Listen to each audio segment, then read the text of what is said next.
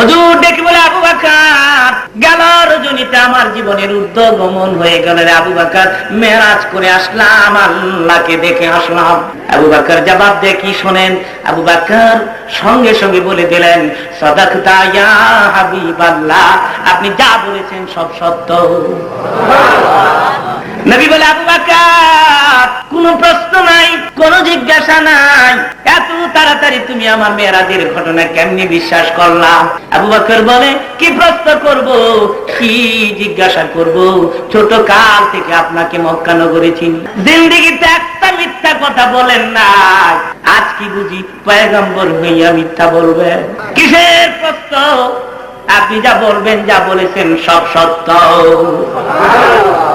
নবী আমার দিকে বলে আবু বকর প্রশ্নপত্র ছাড়াম, কোন জিজ্ঞাসা ছাড়াম, এত তাড়াতাড়ি যখন তুমি পেরেছো আমার মেরাজের ঘটনা বিশ্বাস করে নিতে, আবু বকর রে শূন্য হাতে আমি তোমার ছেড়ে দিতে পারি না। আবু বকর বলে হুজুর গো কি দিবেন আমাকে, দেন আমি সাদরে গ্রহণ করব।